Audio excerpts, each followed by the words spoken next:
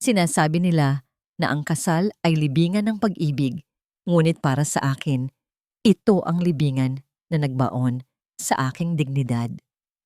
Sa loob ng 3 taon bilang asawa niya, isa lamang akong aninong hindi napapansin sa loob ng marangyang mansyon, nagluluto ng mga hapunang hindi niya kailanman tinikman, maingat na pinaplansa ang mga barong may bakas pa ng banyagang pabango, at dinadala sa aking sinapupunan ang isang anak na hindi niya kailanman hinangad. Ngayong gabi, habang tumitibok ang orasan kasabay ng aking matinding pag-iisa, pinirmahan ko ang papeles ng diborsyo na binasa ng aking mga luha.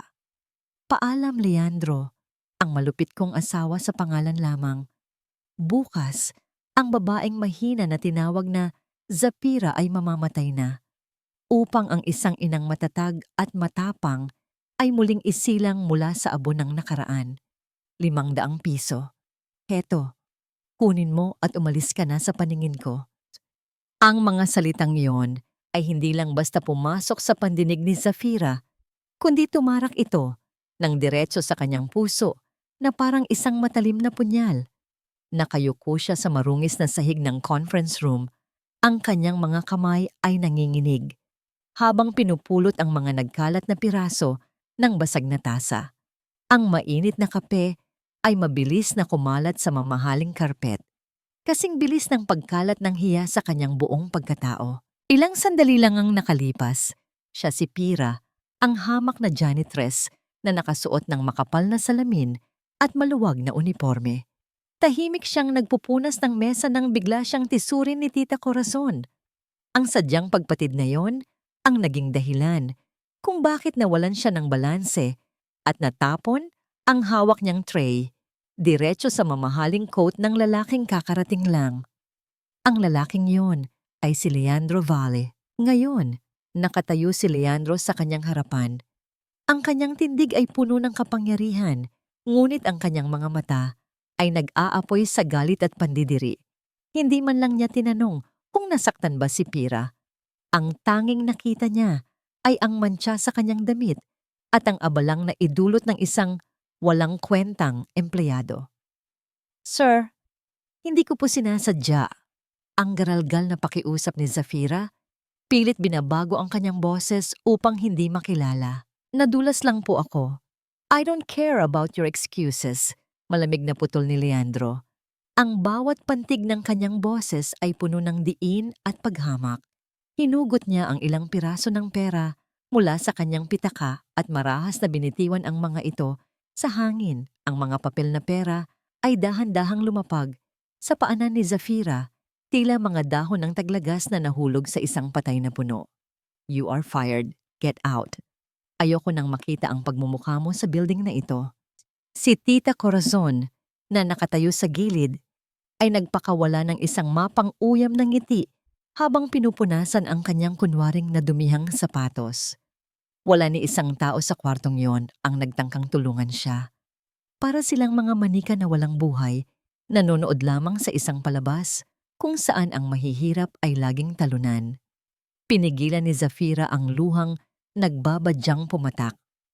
Ang sikip ng kanyang dibdib ay halos hindi na siya makahinga. Dahan-dahan, inabot niya ang mga perang nakakalat sa sahig. Hindi dahil kailangan niya ito, kundi dahil ito ang papel na ginagampanan niya ngayon. Ang babaeng walang dangal. Ang babaeng kayang tapakan ni numan. Mahigpit niyang kinuyom ang mga papel sa kanyang palad hanggang sa bumaon ang kanyang mga kuko sa sariling laman. Tumalikod siya at naglakad palabas, bit-bit ang bigat ng mundo sa kanyang mga balikat. Sa bawat hakbang papalayo, naririnig pa niya ang malupit na komento ni Tita Corazon. "Hay naku, Leandro! Mahirap talaga kapag kumukuha tayo ng mga taong walang pinag-aralan. Sayang ang coat mo." Ang pintuan ng elevator ay sumara na tila naghihiwalay sa mundo ng mga mapanghusga at sa mundo ng kanyang pagdurusa. Doon lamang, sa loob ng masikip na kahon na yon, pinayagan ni Zafira na kumawala ang isang hikbi na kanina pa niya pinipigil. Pagkaraan ng ilang oras, ang marungis na janitress ay naglaho na parang bula. Sa harap ng malaking salamin sa kanyang silid, sa mansyon ng mga Monteverde, nakatayo ang tunay na Zafira. Ang makapal na salamin ay napalitan ng contact lenses na nagpapatingkad sa kanyang malulungkot na mata. Ang maluwag na uniforme ay naging isang eleganteng itim na bestida na yakap ang kanyang hubog. Ang mga kamay na kanina ay namantsahan ng kape ay ngayon ay pinalamutian ng diamanteng singsing. Ngunit sa kabila ng kinang at karangyaan, mas mabigat ang pakiramdam niya ngayon kaysa noong siya ay si Pira. Bumukas ang pinto at pumasok ang kanyang ama, si Don Hector. Ang mukha nito ay seryoso, walang bahid ng init ng pagmamahal ng isang magulang. "Handa ka na ba?" tanong nito nang hindi man lang tumitingin sa mga mata ng anak. "Huwag mong ipapahiya ang pamilya natin ngayong gabi. Ang pagsasanib ng ating kumpanya sa mga Val ay nakasalalay sa kasunduang ito. Umayos ka, Zafira." "Opo, Papa," ang mahinang sagot ni Zafira.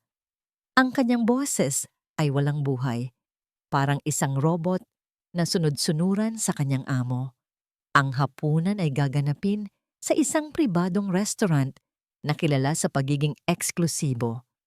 Ang paligid ay tahimik, tanging ang tunog ng mga kubyertos na tumatama sa porselanang pinggan ang maririnig sa iba't ibang mesa. Nakaupo si Zafira sa tapat ng kanyang ama. Ang kanyang mga kamay ay malamig at pinapawisan. Ilang sandali pa, dumating ang pamilya Valle. Naunang pumasok si Tita Corazon na ngayon ay nakasuot ng mga alahas na mas kumikinang pa sa chandelier. At sumunod sa kanya, ang lalaking kanina lamang ay nagtaboy kay Zafira na parang basura, si Leandro. Nang magtama ang kanilang paningin, naramdaman ni Zafira na parang huminto ang pag-ikot ng mundo. Ang gulat sa mga mata ni Leandro ay mabilis na napalitan ng isang pamilyar na emosyon, ang parehong puot at paghamak na ipinakita niya kanina sa opisina. Ngunit sa pagkakataong ito, may halong pangungutya. Para kay Leandro, ang babaeng nasa harap niya ay isa lamang spoiled brat, isang anak mayaman na walang alam sa hirap ng buhay at ginagamit ang impluwensya ng ama para makuha ang gusto. Hindi niya alam na ang babaeng ito at ang janitress na kanyang inalipusta ay iisang tao. Ang buong hapunan ay isang pagpapahirap. Pinag-uusapan ng mga matatanda ang tungkol sa stocks, merger at mga lupain, habang ang dalawang ikakasal ay tahimik na nagpapakiramdaman. Si Tita Corazon ay panayang papuri kay Zafira, isang kabaligtaran sa kung paano niya trinatrato ang mga empleyado sa kumpanya. Ang kaplastikan ng sitwasyon ay nakakasulasok. Nang matapos ang hapunan, nagkaroon sila ng pagkakataong mapag-isa sa veranda ng restaurant habang nagpapaalam ang kanilang mga magulang. Ang hangin sa labas ay malamig, ngunit mas malamig ang titig ni Leandro. Lumapit siya kay Zafira. Napakalapit na naaamoy ni Zafira ang pamilyar na pabango nito. Ang amoy ng kape at mamahaling leather. Ang amoy ng kanyang kahihiyan kaninang umaga. "Huwag kang umasa na magiging masaya ang kasal na ito," bulong ni Leandro. Ang bawat salita ay parang yelo na dumadaloy sa gulugod ni Zafira. "Pumayag ako dahil kailangan ng kumpanya, pero sa oras na maging asawa kita, huwag mong asahan ang respeto ko." Tinitigan siya ni Leandro mula ulo hanggang paa, isang tingin na mas masakit pa kaysa sa anumang sampal. "Alam mo ba," patuloy ni Leandro, ang kanyang boses ay puno ng lason, "mas may respeto pa ako sa mga taong nagtatrabaho para mabuhay kahit sa janitress na tinanggal ko kanina. At least sila may silbi. Ikaw, isa ka lang magandang palamuti na binili ng tatay mo para isalba ang negosyo niyo." Naramdaman ni Zafira ang pagguho ng kanyang mundo. Gusto niyang sumigaw. Gusto niyang sabihin na, "Ako yon. Ako ang janitress na iyon." Gusto niyang ipamukha kay Leandro ang mga sugat sa kanyang kamay at ang pasa sa kanyang tuhod mula sa pagkakatisod kanina. pero nanatili siyang tahimik. Kinuweyom niya ang kanyang palad sa likod ng kanyang likuran, kung saan naroon pa rin sa kanyang bulsa ang nilukot na 500 piso na ibinato ni Leandro kanina. "Masusunod, Leandro," ang tanging nasabi niya. Ang kanyang tinig ay halos pabulong ngunit matatag. Iniwan siya ni Leandro doon sa dilim, nag-iisa. Tumingala si Zafira sa langit na walang bituin. Ang luhang kanina pa niya pinipigil ay tuluyan ng pumatak, mainit at masakit sa pisngi. Ang sakit ay hindi dahil sa siya ay itinakwil, kundi dahil ang lalaking lihim niyang minamahal sa malayo ay siya ring dudurog sa kanya ng pino-pino. At ito ay simula pa lamang. Ang bigat ng mamahaling wedding gown ay tila pasan ni Zafira ang buong mundo sa kanyang balikat. Sa bawat hakbang niya palapit sa altar kanina, ang inaasahan niyang tibok ng saya ay napalitan ng kabog ng kaba at takot. Ngayon, habang nakatayo sila sa gitna ng marangyang reception hall, ang palakpakan ng mga bisita ay tila ugong ng mga alon sa gitna ng dagat, malayo, malabo at walang init. Wala ni isa man sa mga bisita ang nakapansin sa puwang sa pagitan ng bagong kasal. Nang sabihin ng pari na maari ng halikan ng nobya, hindi lumapit ang mukha ni Leandro. Sa halip, naramdaman na lamang ni Zafira ang mabilis at malamig na pagdampi ng labi nito sa kanyang pisngi. Tila isang obligasyon na kailangang tapusin agad upang hindi siya mapaso. Ang halik na yon ay walang pagmamahal, puno lamang ng formalidad at pagtitimpi. Nang matapos ang seremonya, tahimik silang sumakay sa bridal car. Ang katahimikan sa loob ng sasakyan ay mas nakabibingi kaysa sa ingay ng trapiko sa labas. Nakatuon ang paningin ni Leandro sa bintana. Tila ba ang tanawin ng madilim na kalsada ay mas kawili-wili kaysa sa babaeng kapapakasalan lang niya. Gusto sanang magsalita ni Zafira. Gusto niyang basagin ang pader ng yelo sa pagitan nila, ngunit ang bawat salita ay bumabara sa kanyang lalamunan na parang tinik. Huminto ang sasakyan sa harap ng isang modernong bahay sa isang eksklusibong village. Ito ang magiging tahanan nila, o mas tamang sabihin, ang magiging kulungan ni Zafira. Bumukas ang pinto ng bahay bago pa man sila makahakbang sa porch. Doon, nakatayo si Tita Corazon, suot ang isang seda na pantulog at hawak ang isang kopita ng alak. Ang tindig nito ay hindi tulad ng isang bisita, kundi tulad ng tunay na may-ari ng kaharian. "Welcome home, newlyweds," bati ni Tita Corazon, ngunit ang kanyang nangiti ay hindi umabot sa kanyang mga mata. Ang tono nito ay may halong pang-iinsulto na tanging si Zafira lang ang nakakaramdam. Pumasok si Leandro nang hindi man lang inaalalayan si Zafira. Na hirap sa pagbuhat ng laylayan ng kanyang gown. Ang loob ng bahay ay maganda, puno ng mamahaling palamuti, ngunit kulang sa init ng isang tahanan. "Leandro, hijo," malamig na tawag ni Tita Corazon habang lumalapit sa pamangkin. Ipinahanda ko na ang master's bedroom, pero tumingin siya kay Zafira nang may mapanganib na kislap sa mata. Nagkaroon ng kaunting problema sa aircon sa guest room, kaya sa master's bedroom muna ako matutulog ngayong gabi. Tutal, sanay naman kayong magkahiwalay, hindi ba? Napatingin si Zafira kay Leandro, umaasang ipagtatanggol siya nito. Umaasang sasabihin nitong hindi tama na ang bagong kasal ay mawala ng sariling kwarto sa unang gabi. Ngunit nagkibit-balikat lang si Leandro habang tinatanggal ang kanyang kurbata. "Bahala kayo, tita. I don't care about the arrangements." Walang ganang sagot ni Leandro. Pagkatapos ay bumaling siya kay Zafira. Ang kanyang mukha ay blanko at walang emosyon. "May emergency meeting ako sa opisina. Kailangan kong umalis." Nanlaki ang mga mata ni Zafira. "Leandro, gabi na. Kasasal lang natin." "It's business, Zafira." Putol ni Leandro ng madiin. "Huwag mong umpisahan ang pagiging demanding mo. Hindi dahil pinakasalan kita ay may karapatan ka ng diktahan ng oras ko." Tinalikuran siya nito at mabilis na naglakad palabas. Ang tunog ng pagsara ng mabigat na pinto ay umalingaw-ngaw sa buong kabahayan kasabay ng pagguho ng pag-asa ni Zafira. Naiwan siyang nakatayo sa gitna ng malawak na sala. Suot pa rin ang kanyang pangkasal, habang ang tunog ng makina ng sasakyan ni Leandro ay unti-unting nawawala sa kalayuan. Iniwan siya. Sa gabi ng kanilang kasal, mas pinili ng kanyang asawa ang trabaho o kung anuman ang dahilan nito kaysa makasama siya. Dahan-dahang humakbang palapit si Tita Corazon. Ang kaninang pekeng na ngiti ay tuluyan ng naglaho, napalitan ng isang anyo ng purong pagkamuhi. Umikot ito sa paligid ni Zafira, tila sinusuri ang isang bagay na mababa, ang halaga. Huwag kang mag-inarte na parang biktima, Zafira. Matalim na wika ng matanda. Alam nating pareho na ang kasal na ito ay isang negosyo lang. Binili ng ama mo ang kalayaan ni Leandro kapalit ng pagsalba sa kumpanya.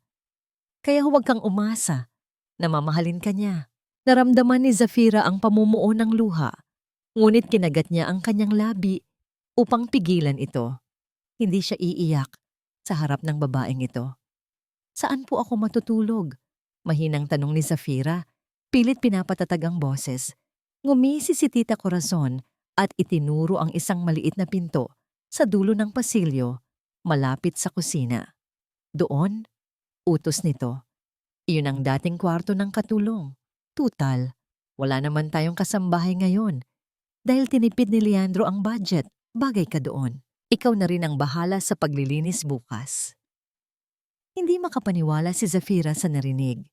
Siya, ang asawa ng may-ari ng bahay, ay itatapon sa silid ng katulong. Ngunit bago pa siya makatutol, nakita niya ang kanyang maleta na nasa gilid ng sofa. Walang habas na hinablot ni Tita Corazon ang maleta at kinaladkad ito papunta sa may pintuan ng likod bahay. Binuksan niya ang pinto at buong lakas na inihagis ang mga gamit ni Zafira palabas sa malamig na semento ng dirty kitchen. Ang tunog ng pagbagsak ng maleta ay tila dagundong sa dibdib ni Zafira. At isa pa, pahabol na banta ni Tita Corazon habang nakapamaywang. Ang kanyang anino ay humahaba sa ilalim ng dim light ng sala. Sa bahay na ito, ako ang masusunod. Bisita ka lang dito, Zafira. At ang mga bisita ay dapat marunong lumugar. Kung akala mo ay magiging donya ka rito, nagkakamali ka. Simulan mo na ang pag-aayos ng gamit mo bago ko pa isiping ipatapon yan sa basurahan. Naiwan si Zafira na nakatingin sa nakabukas na pinto, kung saan ang hangin ng gabi ay humahampas sa kanyang mukha, kasing lamig ng pagtanggap sa kanya ng pamilyang ito. Nagising si Zafira bago pa man sumilip ang araw sa silangan. Ang maliit at masikip na silid ng katulong ay puno ng alikabok at amoy ng lumang kahoy, ngunit hindi ito naging hadlang upang bumangon siya ng may determinasyon. Sa halip na magmukmok sa kanyang sinapit, pinili niyang gawin ang tanging bagay na alam niyang makakapagparamdam ng kanyang pagmamahal, ang pagsisilbi. Dahan-dahan siyang nagtungo sa kusina, ang kanyang mga paa ay walang sapin habang tinatahak ang malamig na tiles ng marangyang bahay. Wala silang kasambahay, kaya siya na mismo ang naghanda ng lahat. Kinuha niya ang mga sangkap na binili niya gamit ang natitira niyang ipon. Alam na alam niya ang paborito ni Leandro. Noong siya pa ay si Pira, madalas niyang nakikita ang binata na kumakain ng sinigang sa miso sa kantin at palagi itong humihingi ng ekstra na sabaw. Nagsimulang maghiwa si Zafira ng mga kamatis at labanos. Ang tunog ng kutsilyo na humahampas sa chopping board ay nagsilbing ritmo ng kanyang umaga. Habang pinipigan niya ang sampalok para sa sabaw, naramdaman niya ang hapdi sa kanyang mga daliri na may maliliit na hiwa mula sa pagkabasag ng tasa kahapon, ngunit binaliwala niya ito. Ang maasim at masarap na amoy ng sinigang ay unti-unting pumuno sa buong kabahayan. Isang amoy na nagpapaalala ng tahanan, ng pamilya, at ng init ng pag-aaruga. Nang maluto ang ulam, inayos niya ito sa mesa ng may pag-iingat. Sakto naman ang pagbaba ni Leandro mula sa hagdan Bihis na bihis para sa trabaho. Habang kasunod nito si Tita Corazon na mukhang bagong gising ngunit puno na ng kolorete ang muka. Huminto si Leandro at suminghot sa hangin. Ang kanyang muka ay bahagyang lumiwanag. Isang reaksyon na bihirang makita ni Zafira. "That smells familiar," puna ni Leandro habang papalapit sa mesa. "Sinigang!" Mabilis na humarang si Tita Corazon. Hinawi si Zafira na parang isang basahan sa gilid. "Of course, Leandro." Pagsisinungaling ng matanda ng walang gatol. "Maaga akong gumising para ipagluto ka. Alam kong stressed ka sa trabaho, kaya naisip kong kailangan mo ng comfort food. Tikman mo, espesyal yan." Napakuyom ng kamao si Zafira sa ilalim ng kanyang apron. Gusto niyang sumigaw.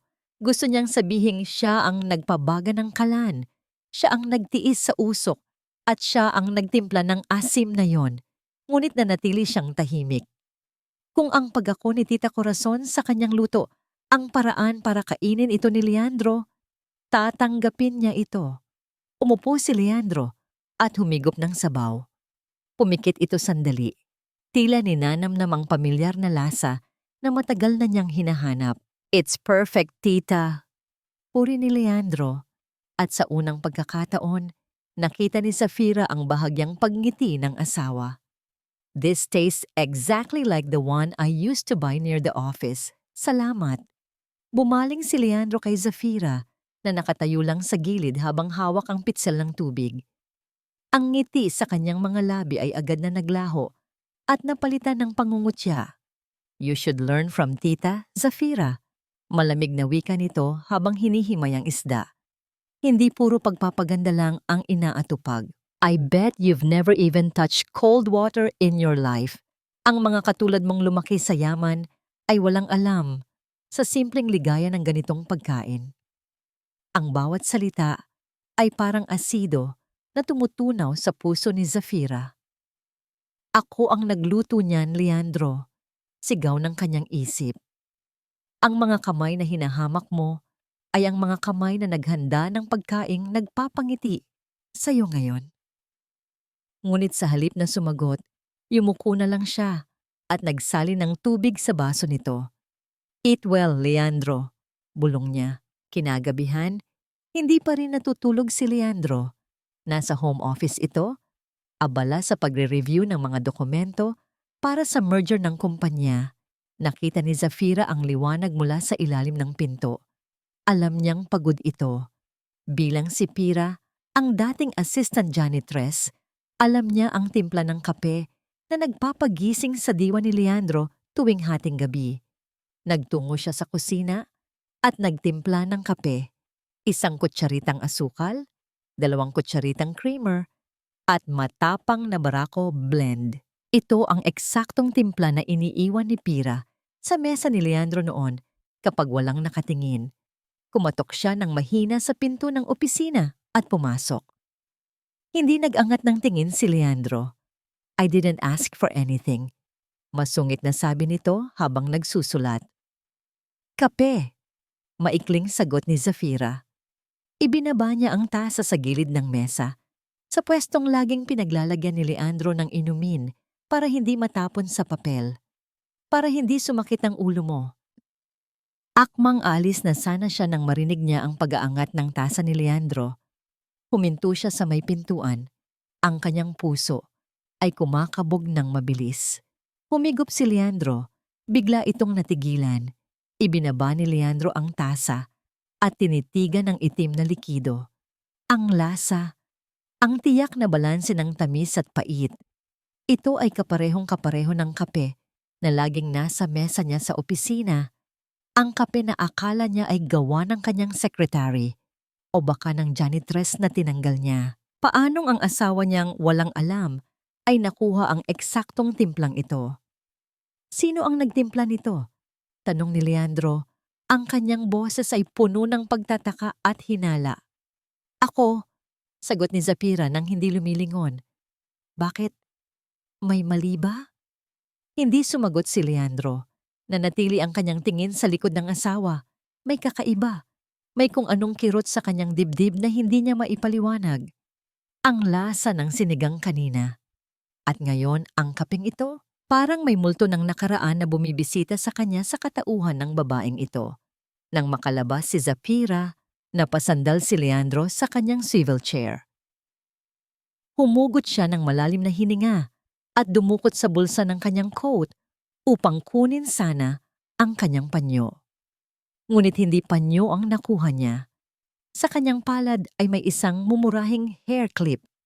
Luma na ito, medyo kupas ang kulay na asul at may maliit na sira sa gilid. Ito ang hair clip na napulot niya sa conference room kahapon matapos niyang ipagtabuyan ang janitress na si Pira. Hindi niya alam kung bakit, pero sa halip na itapon ito sa basurahan, ibinulsa niya ito ng walang malay. Pinagmasdan ni Leandro ang simpleng bagay na yon sa ilalim ng liwanag ng lampshade. Naalala niya ang janitress na yon. Tahimik, masipag, laging nakayuko. Kahit na tinanggal niya ito dahil sa galit, may parte sa kanya na nanghihinayang sa serbisyo nito. Ang janitress na yon ay tila mas may dignidad pa kaysa sa babaeng pinakasalan niya. Mahigpit niyang isinara ang kanyang palad. Kinukulong ang maliit na hair clip sa loob. Sa halip na itapon, muli niya itong isinilid sa bulsa ng kanyang coat, na parang isang sikretong hindi niya pa handang pakawalan. Muli niyang tinitigan ang tasa ng kape, ang isip niya ay lumilipad sa kung saan. Sa labas ng pinto, nakasandal si Zafira sa malamig na pader. Hindi niya kailangang sumilip para malaman ang nangyayari. Ang mahabang katahimikan mula sa loob ay sapat ng sagot. Walang pasasalamat. Walang tanong kung kumain na ba siya. Tanging ang bigat ng hangin na puno ng pagdududa.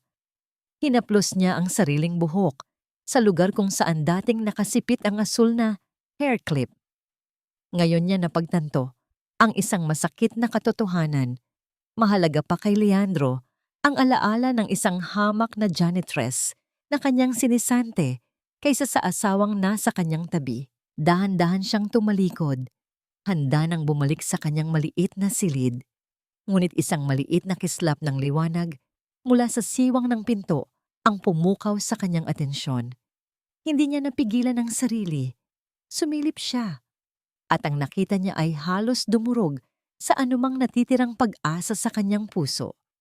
Hindi ang mga papeles na nagkakahalaga ng milyon-milyon ang tinititigan ni Leandro.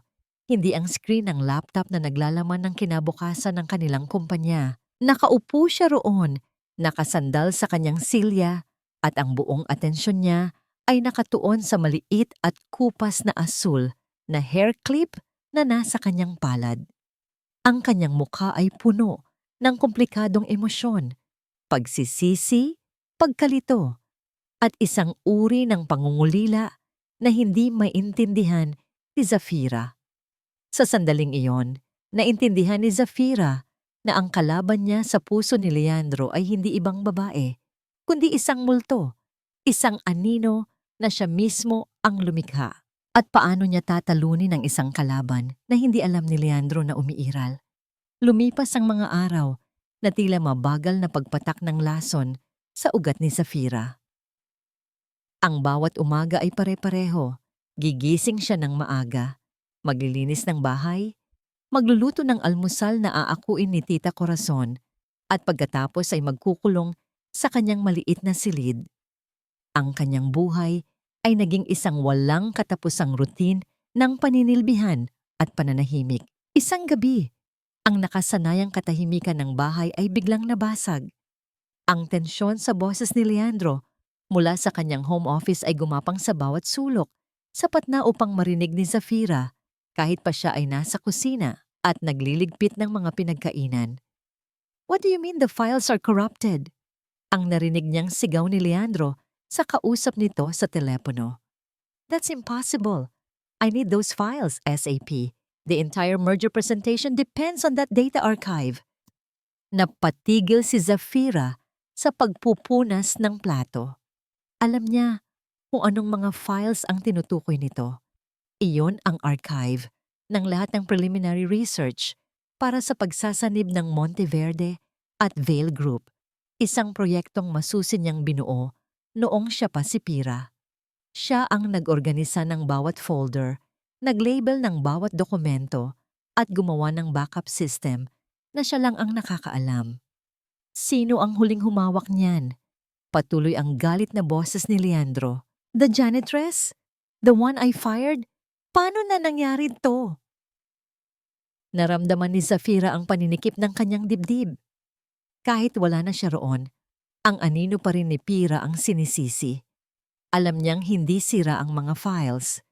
Malamang ay may nakialam o hindi lang mahanap ng bagong secretary ang tamang password. Matapos ang tawag, narinig niya ang sunod-sunod na pagkalabog mula sa opisina. Malamang ay mga gamit na ibinabato o sinusuntok ni Leandro sa pader.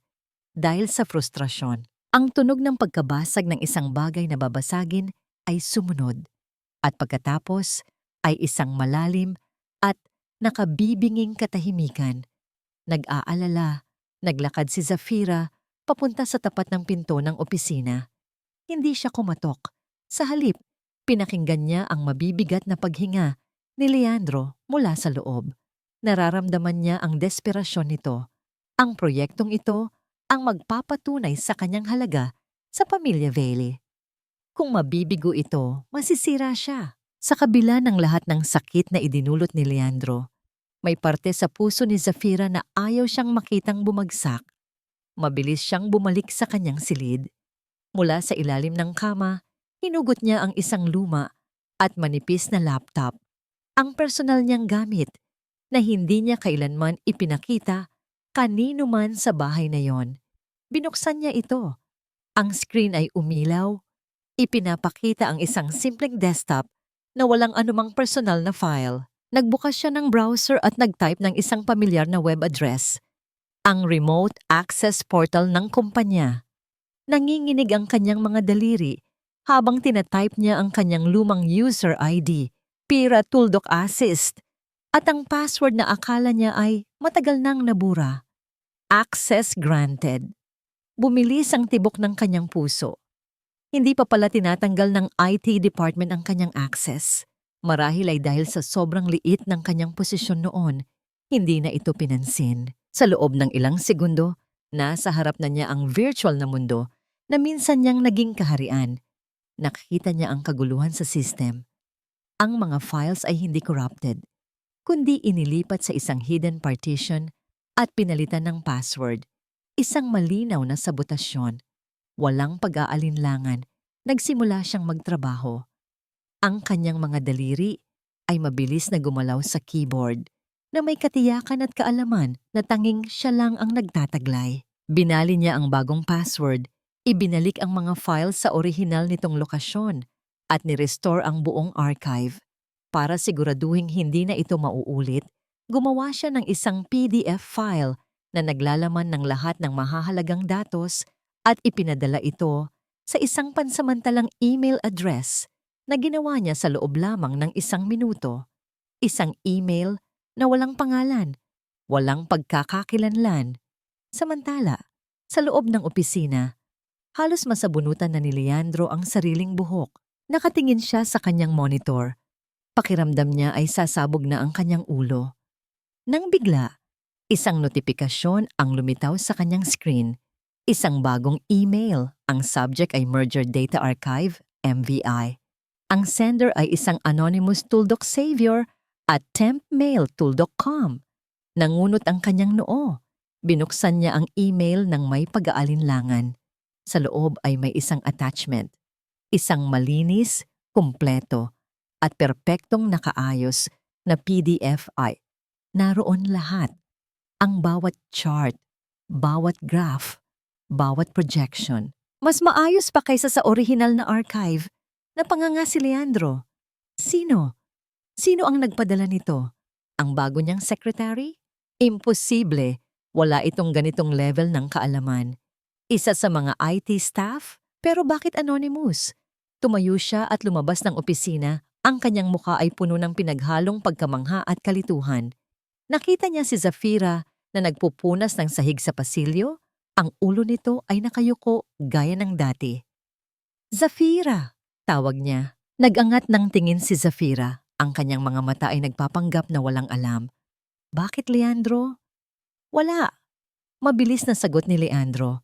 Tila ikinahihiya ang ideya na maaaring may alam ang kanyang asawa. Go back to what you're doing. Mabilis itong bumalik sa opisina. Isinara ang pinto at agad na tinawagan ang kanyang bagong secretary. Jessica, great job on the files! Masiglang sabi ni Leandro sa kabilang linya. Hindi na hinintay ang sagot nito. I don't know how you did it, but you saved my life tonight. Expect the bonus. Sa labas, narinig ni Zafira ang bawat salita. Hindi siya gumalaw. Ang basahan ay nanatiling mahigpit sa kanyang kamay. Siya ang gumawa. Siya ang sumagip. Ngunit iba ang tumanggap ng papuri. Isinara niya ang kanyang mga mata. Ayos lang, sabi niya sa sarili. Ang mahalaga ay ligtas si Leandro. Iyon lang ang mahalaga. Dahan-dahan siyang tumayo upang dalhin ang kanyang laptop pabalik sa silid. Ngunit sa kanyang pag-ikot, halos mapatili siya. Sa dulo ng madilim na pasilyo, nakatayo si Tita Corazon. Nakahalukip-kip ito, ang kanyang mga mata ay matalim na nakatutok sa laptop na hawak ni Zafira. Hindi niya alam kung gaano nakatagal itong nakatayo roon. Tahimik na nagmamasid na parang isang ahas. Anong ginagawa mo dyan sa laptop ng ganitong oras, Zafira? Tanong ni Tita Corazon. Ang kanyang boses ay malamig at puno ng hinala. May kachat ka bang ibang lalaki? Kaya ka nagpupuyat?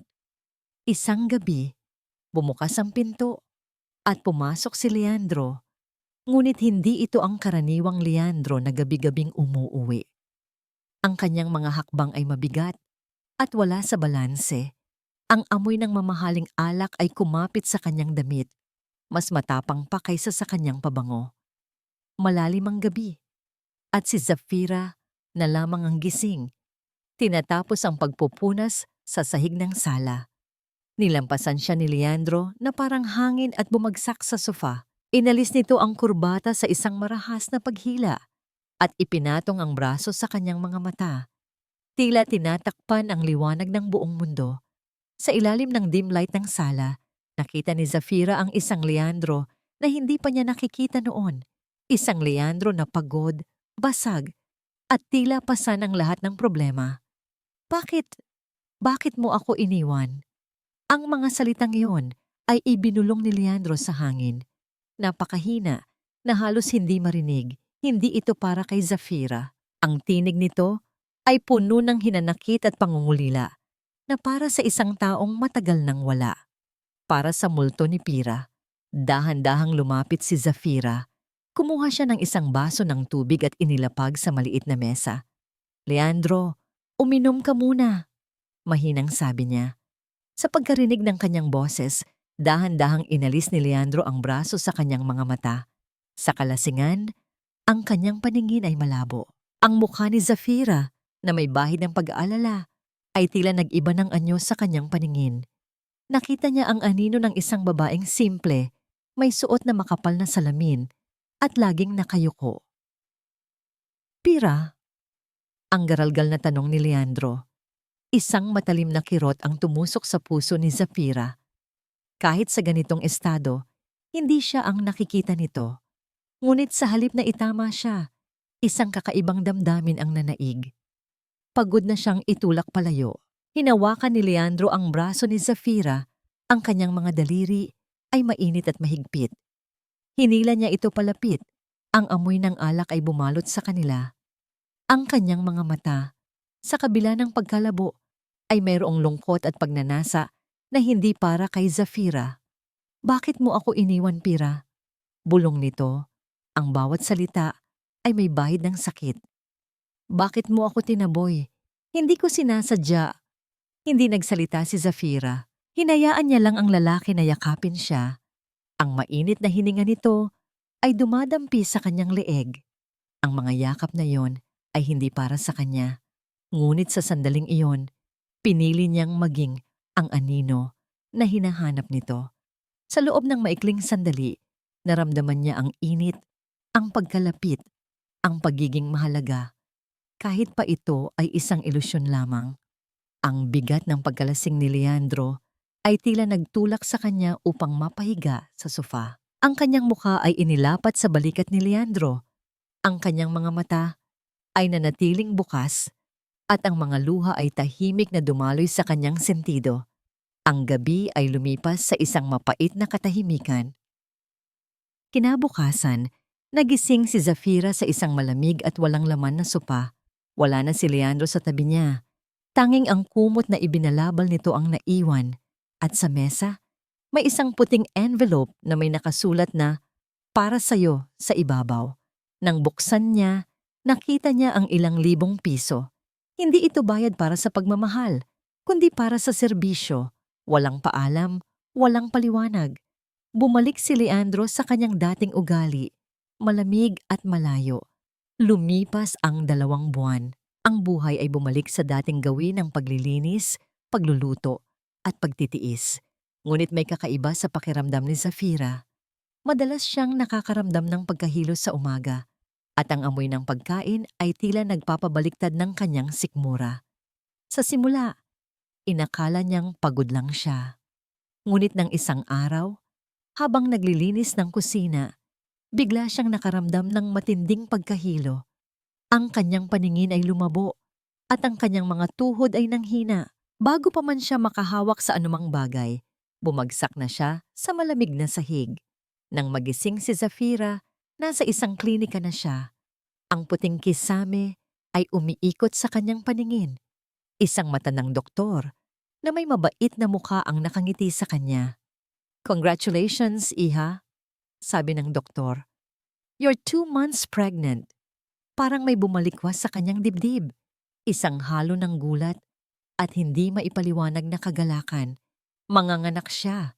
Magiging ina siya. Sa kabila ng lahat ng sakit, isang bagong buhay ang lumalaki sa kanyang sinapupunan. Hindi siya nag-iisa. Kinapa niya ang kanyang bulsa para sa kanyang telepono. Kailangan niyang sabihin kay Leandro. Kailangan niyang basagin ang pader sa pagitan nila. Marahil, ang balitang ito ay magpapalambot sa puso nito. Nang buksan niya ang kanyang telepono, isang balita sa online news portal ang sumalubong sa kanya. Ang headline ay naglalaman ng pangalan ni Leandro. Leandro Val, spotted with business partner Miss Katrina Mendez in an intimate dinner. Ang larawan ay malinaw. Nakaupo si Leandro sa isang eleganteng restaurant at sa tapat niya, isang magandang babae na may matatalim na tingin. Nagtatawanan sila. Ang kanilang mga kamay ay halos magkadikit sa ibabaw ng mesa. Ang kanilang mga mukha ay puno ng matinding kaligayahan at intimacy na hindi pa niya kailanman nakita kay Leandro. Parang may humawak sa kanyang lalamunan, pinipigilan ng hangin. Ang kagalakan sa kanyang puso ay mabilis na napalitan ng isang mapait na kirot. Isang bagong buhay ang kanyang dala, ngunit ang ama nito ay abala sa ibang babae.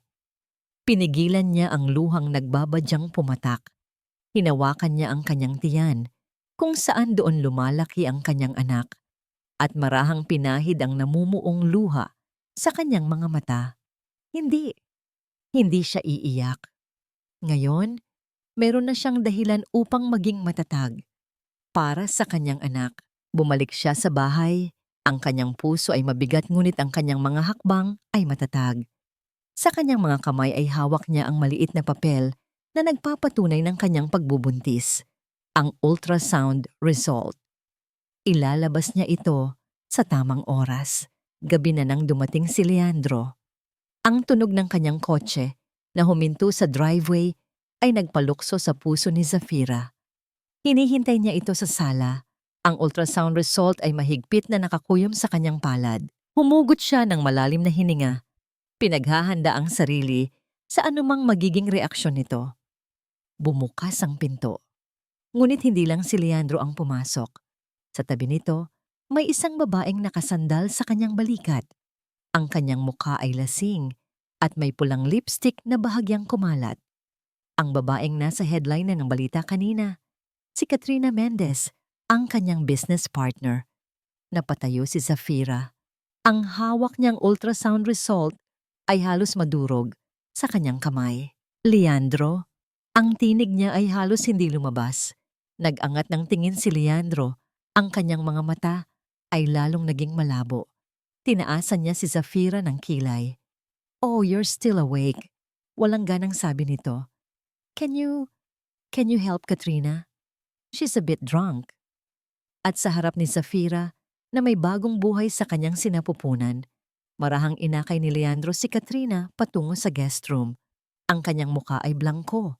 Walang bahid ng pagsisisi o pag-aalala. Naiwan si Zafira na nakatayo sa gitna ng sala. Ang ultrasound result ay nahulog mula sa kanyang nanginginig na kamay. Lumapag sa sahig na tila isang patak ng yelo sa gitna ng apoy. Ang bagong buhay sa kanyang sinapupunan ay tila isang sumpa, hindi isang biyaya. Ang ultrasound result ay nanatili sa sahig ng sala. Isang maliit na puting papel na tila isang simbolo ng kanyang pag-asa na mabilis na nadurog. Nabalik lamang ang diwa ni Zafira nang marinig niya ang pagbukas ng pinto ng guest room. At lumabas si Katrina Mendez. Ang kanyang mukha ay medyo gulo, ngunit may ngiti pa rin sa labi. "Oh, you're still here." Walang pakialam na sabi ni Katrina. Tila ba hindi niya alam na si Zafira ang may-ari ng bahay? "Where's Leandro?" "Umalis na siya para magtrabaho." Malamig na sagot ni Zafira.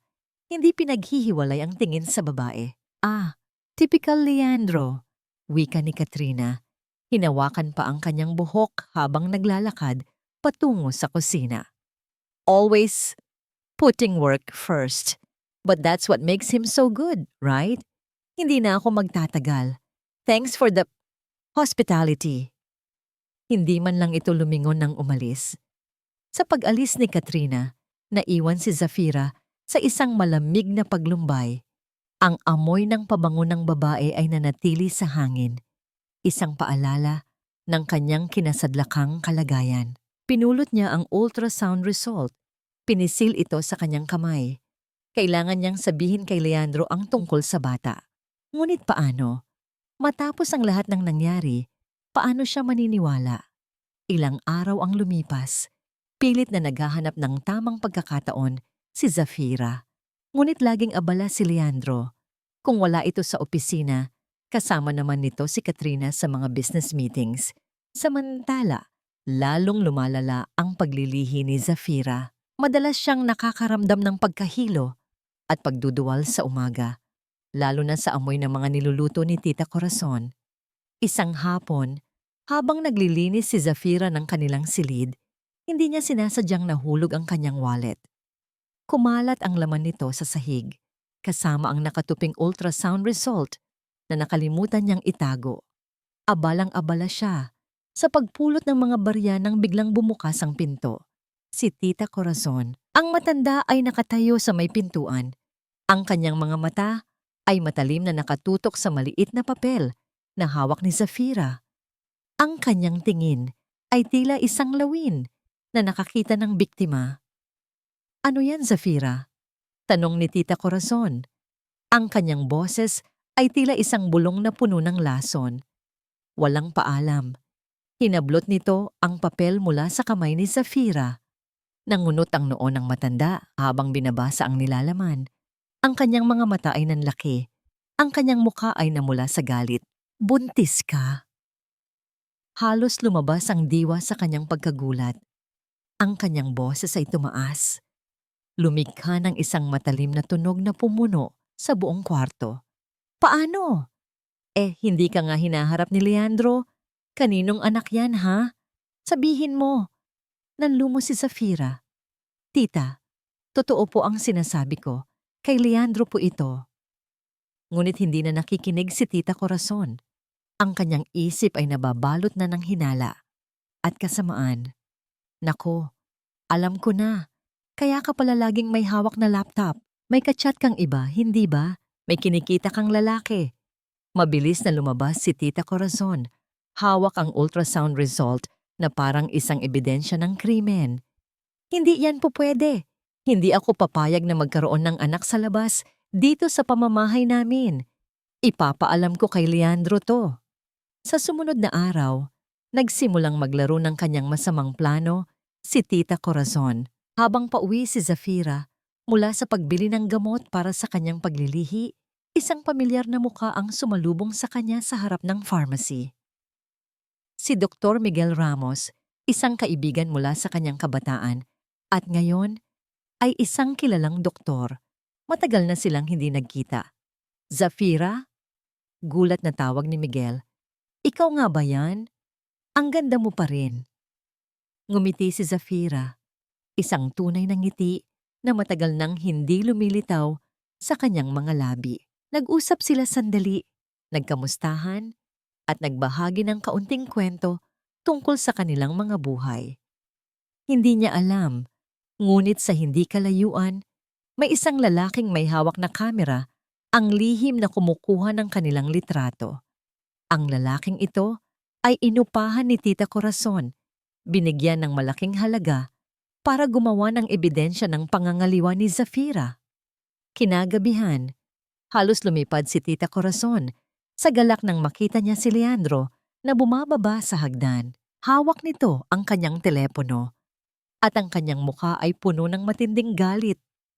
Leandro, hiho, sa wakas ay narito ka na, wika ni Tita Corazon. Ang kanyang boses ay nagpapanggap na nag-aalala. May gusto akong ipakita sa'yo tungkol kay Zafira, sa asawa mo. Ibinigay niya kay Leandro ang kanyang telepono at sa screen nito, nakita ni Leandro ang mga larawan ni Zafira at Dr. Miguel na nag-uusap sa harap ng pharmacy. Ang mga larawan ay sadyang kinuha sa anggulong nagmumukha silang intimate, tila magkayakap at puno ng pagmamahalan. Sino yan? Ang nagbabantang tanong ni Leandro. Ang kanyang boses ay naging mababa at puno ng pagpipigil. Ang kanyang mga mata ay tumalim sa bawat detalye ng larawan. Si Dr. Miguel Ramos, Leandro, sagot ni Tita Corazon nang may halong malisya. Ang sabi-sabi, ex-boyfriend daw yan ni Zafira. Tingnan mo ang mga larawan, naglalampungan pa sila sa harap ng publiko. At may nakita pa akong isang papel, isang ultrasound result. Natatakot ako, Leandro. Baka hindi mo anak ang dinadala niya. Isang malamig na simoy ng hangin ang tila dumaan sa katawan ni Leandro. Ang kanyang isip ay bumalik sa gabing kasama niya si Katrina.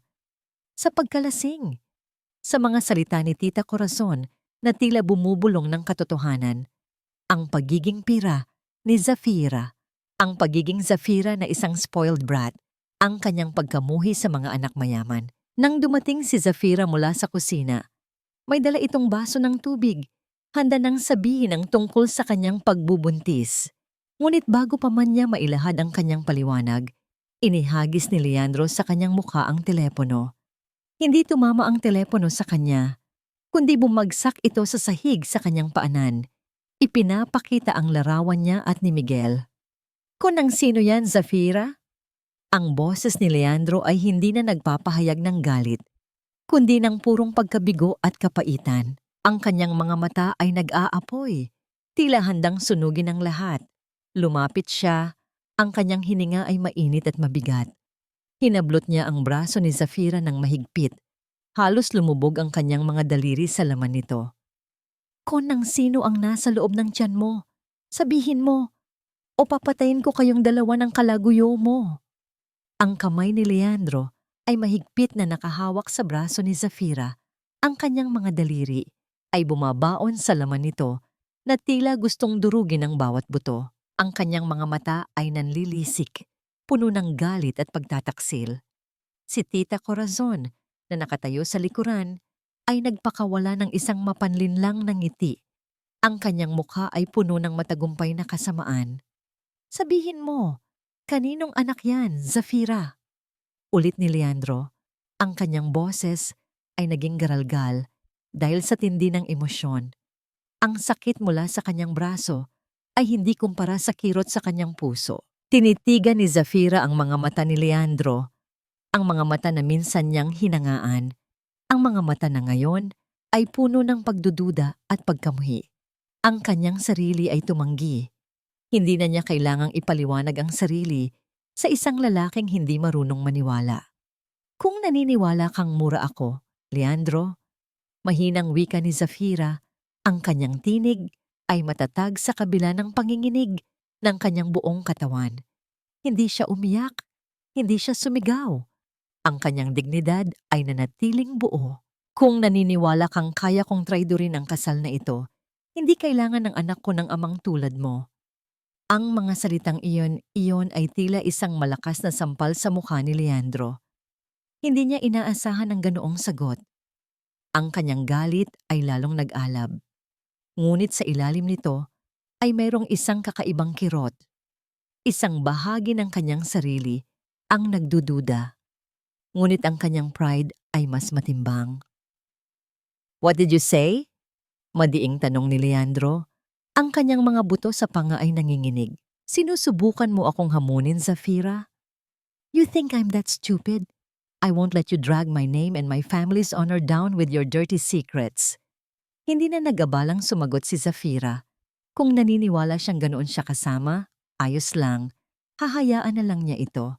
Sa isang marahas na paghila, binitawan ni Leandro ang kanyang braso at pagkatapos ay inakay siya patungo sa kanyang silid, ang maliit na kwarto ng katulong. Walang habas nitong binuksan ng pinto at itinulak siya papasok. Ang kanyang likuran ay tumama sa dingding, ngunit hindi siya nagreklamo. "Magkulong ka dyan," utos ni Leandro. Ang kanyang boses ay nagbabanta. "Hindi ka lalabas ng kwartong yan hanggang hindi ka umamin. Hanggang hindi mo sabihin kung sino ang ama ng batang yan." Isinara ni Leandro ang pinto at naramdaman ni Zafira ang pagkabit ng padlock mula sa labas. Nakakulong siya sa kanyang sariling bahay, sa kanyang sariling silid, sa kanyang sariling pagdadalang tao. Siya ay naging isang bilanggo. Hinawakan ni Zafira ang kanyang tiyan. Ang maliit na buhay sa loob niya ay ang tanging nagbibigay sa kanya ng lakas. Ang tanging dahilan para manatiling matatag. Lumipas ang mga araw sa loob ng maliit na silid. Ang kanyang pagkain ay iniiwan lamang sa labas ng pinto at madalas ay malamig na o tira-tira na lamang. Ang kanyang paglilihi ay lalong lumala. Madalas siyang masusuka sa umaga at ang kanyang katawan ay madaling manghina. Ang pader ay ang tanging saksi sa kanyang pagdurusa. Ngunit ang pinakamasakit ay ang katahimikan, ang kawalan ng pag-aalala. Walang nagtatanong kung ayos lang ba siya. Walang nag-aalok ng tulong. Tanging ang presensya ni Tita Corazon ang kanyang nararamdaman.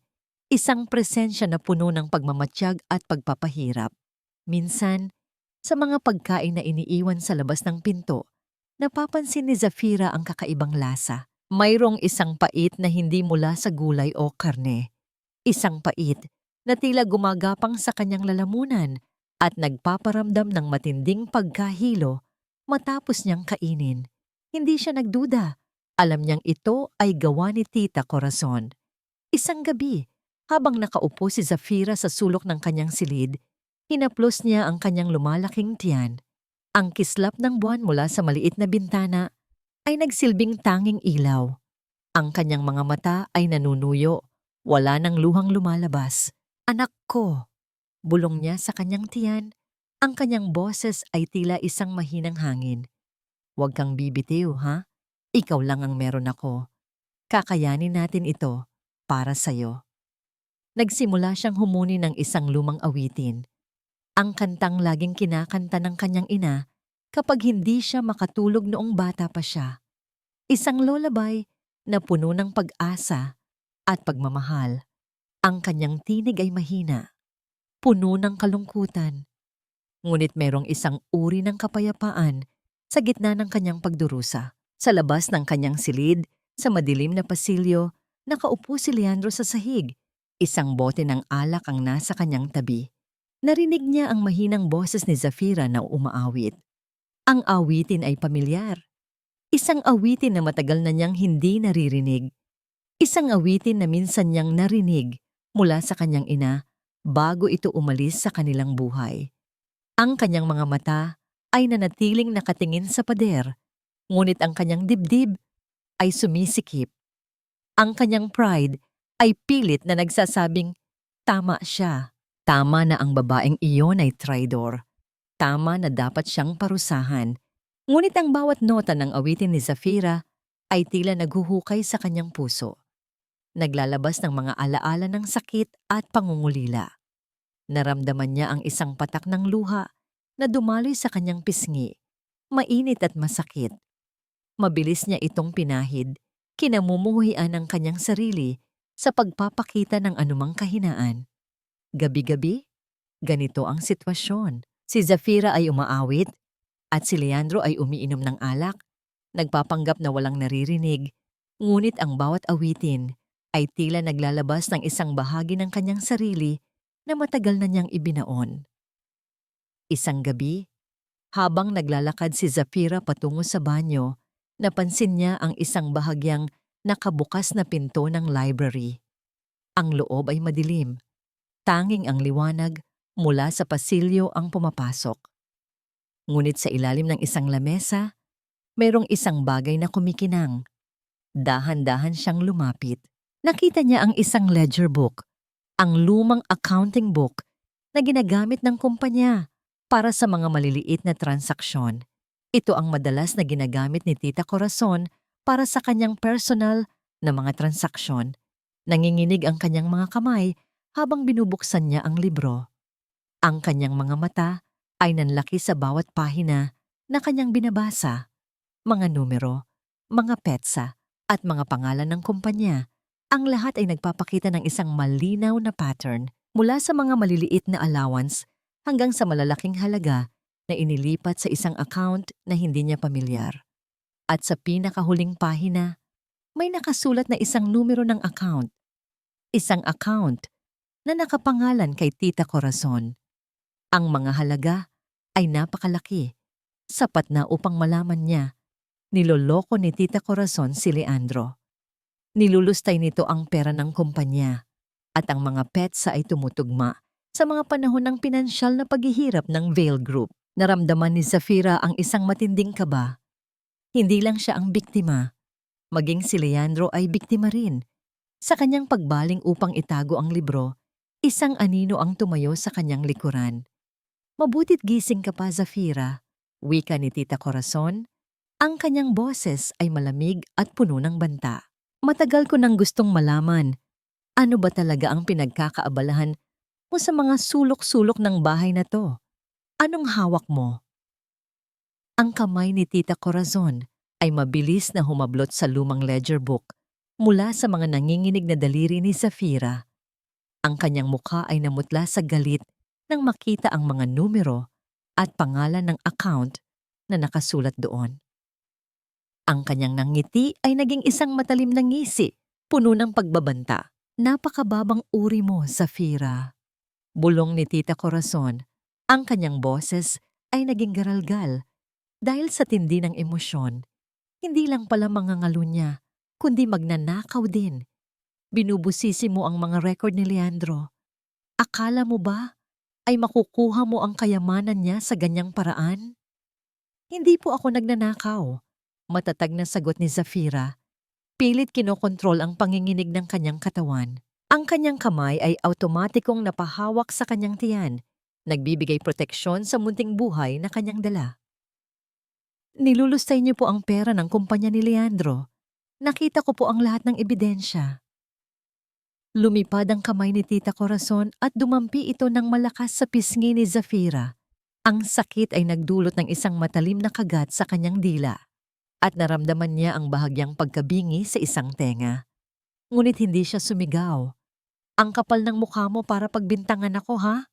Sigaw ni Tita Corazon. Ang kanyang mga mata ay nanlilisik na parang sa isang baliw. "Ikaw ang magbabayad sa ginawa mong ito."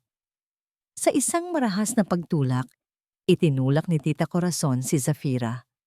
Tumama ang kanyang likuran sa malamig na pader at nawalan siya ng balanse. Ang mga hagdan ay nasa likuran niya. Naramdaman niya ang walang saysay na pagkawala ng kontrol sa kanyang sarili habang bumabagsak siya pababa. Ang bawat baitang ay tila isang malakas na suntok sa kanyang likuran, sa kanyang balakang, sa kanyang ulo. Ang kanyang paningin ay nagdilim at ang huling nakita niya ay ang nakangising mukha ni Tita Corazon sa itaas. Nang bumagsak si Zafira sa pinakahuling baitang ng hagdan, naramdaman niya ang isang matalim na sakit na gumapang mula sa kanyang tiyan. Isang mainit na likido ang dumaloy sa kanyang pagitan, kumalat sa kanyang damit at sa marmol na sahig. Sa kanyang malabong paningin, nakita niya ang bahagyang kulay ng dugo na unti-unting kumalat sa kanyang suot. Zafira! Ang boses na yon ay puno ng pagkabigla at takot. Tumayo si Leandro sa may pintuan, ang kanyang mukha ay namutla, ang mga mata ay nanlaki, habang nakatingin sa kanyang asawa na nakahandusay sa sahig. Kakauwi lang nito mula sa opisina. Ngunit bago pa man makalapit si Leandro, mabilis na lumapit si Tita Corazon sa kanya. Ang kanyang mukha ay puno ng pekeng pag-aalala. Ang kanyang mga mata ay nagpapakita ng malaking takot. Leandro, hiho, buti dumating ka. Si Zafira, she tried to kill our baby. Umiiyak na sumbong ni Tita Corazon. Ang kanyang boses ay garalgal. Nakita ko, nag-away kami. Tapos sinabi niya na gusto niyang mawala ang bata dahil ayaw niya raw magkaroon ng anak sa isang tulad mo. Tapos, sinadya niyang magpatalon sa hagdan para lang mawala ang bata. Napakunot ang noo ni Leandro. Tinitigan niya si Zafira na nakahandusay, ang kanyang mga mata ay nanlabo at ang bahid ng dugo sa kanyang damit ay lalong kumalat sa sahig. Ang kanyang isip ay gulong-gulo sa mga salita ni Tita Corazon at sa nakikita ng kanyang mga mata. Totoo ba ang sinasabi ng tiyahin niya? Ang babaeng ito, ang babaeng minahal niya bilang si Pira, ay kayang gawin ang bagay na ito? Ngunit ang namumutlang mukha ni Zafira, ang kanyang mga mata na halos ipikit na, at ang bahid ng dugo ay sumisigaw ng isang bagay na iba. Ang kanyang katawan ay nanginginig sa malamig na sahig. Sa kabila ng kanyang galit at pagtataka, isang matinding takot ang biglang sumakop kay Leandro. Isang takot na hindi niya kailanman naramdaman. Ang takot na mawala ang isang bagay na hindi pa niya alam na mahalaga pala sa kanya. Isang takot na mawala ang bata, ang dugo't laman niya. Mabilis na lumuhod si Leandro sa tabi ni Zafira. Hinawakan niya ang kanyang nanginginig na kamay. Ang init ng kanyang balat ay tila nagsasabing buhay pa ito. Zafira! Ang kanyang boses ay mahina. Halos pabulong. Ang kanyang mga mata ay nakatingin sa mukha ng asawa at sa loob ng maikling sandali, parang nakita niya ang mukha ni Pira. Ang simpleng Pira na laging nakayuko, ngunit may malaking puso. Ang Pira na laging gumagawa ng kape niya. Ang Pira na sumagip sa kanyang trabaho. Ang Pira na unti-unting lumabos sa kanyang paningin. Mabilis na binuhat ni Leandro si Zafira. Ang kanyang katawan ay tila napakagaan, parang isang malambot na unan. Dinala niya ito palabas ng bahay, patungo sa kanyang sasakyan. Ang kanyang mga hakbang ay mabilis, puno ng pagmamadali. Si Tita Corazon ay sumunod, nagpapanggap na nag-aalala, ngunit sa likod ng kanyang pag-iyak ay mayroong nangngiti ng tagumpay. Ang biyahe patungong ospital ay tila walang katapusan. Bawat segundo ay parang isang oras. Mahigpit na hawak ni Leandro ang kamay ni Zafira. Ang kanyang mga mata ay nakatingin sa daan. Ang kanyang isip ay puno ng dasal at panghihinayang. Nang makarating sila sa ospital, mabilis na isinugod si Zafira sa operating room. Ang mga nurse at doktor ay nagmamadali. Ang kanilang mga mukha ay seryoso at puno ng pag-aalala. Naiwan si Leandro at Tita Corazon sa labas ng operating room, sa isang malamig at tahimik na waiting area. Oras ang lumipas. Ang mga kamay ni Leandro ay nanatiling magkahawak. Ang kanyang mga labi ay nanatiling nakatikom. Ang bawat sandali ay tila pinipiga ang kanyang puso. Ang kanyang isip ay bumabalik sa lahat ng kanyang ginawa at sinabi kay Zafira, sa mga panlalait, sa pagdududa, sa pagbabanta. Kung may mangyari sa kanyang asawa o sa kanyang anak, hindi niya mapapatawad ang sarili. Sa hindi kalayuan, umupo si Tita Corazon sa isang silya. Ang kanyang mga mata ay matalim na nakamasid kay Leandro. Nag-iisip ng susunod niyang hakbang. Nang bumukas ang pinto ng operating room, mabilis na napatayo si Leandro. Lumabas ang doktor, ang kanyang mukha ay seryoso, ang kanyang mga mata ay puno ng pagod. "Dok, kumusta po ang asawa ko?" Ang nanginginig na tanong ni Leandro. Nagpakawala ng malalim na hininga ang doktor. Ang kanyang mga mata ay bumaling sa pagitan ni Leandro at Tita Corazon. "We did everything we could, Mr. Vale." Wika ng doktor. Ang kanyang boses ay mababa at malungkot. "Pero ang sitwasyon ng iyong asawa ay napakakomplikado. Dahil sa pagbagsak at sa kanyang delikadong pagbubuntis, kailangan nating mamili." Nalaglag ang panga ni Leandro. "Mamili? Anong ibig sabihin niyo po?" Tinitigan ng doktor si Leandro ng direkta sa mga mata. Ang kanyang mukha ay puno ng panghihinayang. "Sa kasamaang palad," sabi ng doktor. Ang kanyang boses ay tila isang malalim na bulong. Isa lamang sa kanila ang maaring mailigtas. Ang mga salita ng doktor ay tila mga martilyo na humahampas sa dibdib ni Leandro. Isang tao lamang ang maaring mailigtas. Ang kanyang mundo ay gumuho sa isang iglap. Ang kanyang isip ay pinupuno ng isang malalim na kawalan ng pag-asa. Sino? Sino ang pipiliin niya? Ang kanyang asawa, na kanya nang sinaktan ng paulit-ulit, o ang kanyang anak, ang bunga ng pagkalasing na kanyang pinagdududahan? Ngunit bago pa man makasagot si Leandro, isang matipunong kamay ang biglang humawak sa kanyang balikat. Si Don Hector Monteverde, ang ama ni Zafira, ay nakatayo sa kanyang harapan. Ang kanyang mga mata ay nag-aapoy sa galit. Hindi nito nagustuhan ang nakabibinging katahimikan ni Leandro. "Anong ibig mong sabihin, Doc?" Galit na tanong ni Don Hector. "Hindi mo ba kayang iligtas ang anak ko at ang apo ko?" "Don Hector, ginagawa po namin ang lahat," paliwanag ng doktor. Ang kanyang boses ay puno ng panghihinayang. "Pero talagang critical po ang kondisyon ni Mrs. Vale at ng sanggol." Habang nag-uusap ang dalawa, unti-unting lumitaw sa hallway si Tita Corazon. Ang kanyang muka ay namutla sa takot. Alam niyang malapit nang mabunyag ang kanyang mga kasinungalingan. Biglang lumingon si Don Hector kay Leandro at sa isang mabilis na paggalaw, lumipad ang kanyang kamao at dumampi ng malakas sa pisngi ni Leandro. Ang sakit ay tila tumama sa kanyang kaluluwa, hindi lamang sa kanyang pisikal na katawan. Ang kanyang ulo ay napalingon sa isang tabi at naramdaman niya ang isang mainit na likido na dumaloy mula sa kanyang labi. "Ganyan ka na ba kasama, Leandro?" Galit na sigaw ni Don Hector. Ang bawat salita ay puno ng pagkamuhi. "Ang anak ko, ang apo ko, pinahihirapan mo. Sabi mo kay tita mo, may iba kang asawa? Ni hindi mo kinikilala ang anak mo. Nagdududa ka sa asawa mo, kahit pa siya na ang gumagawa ng lahat para sa'yo. You don't deserve my daughter."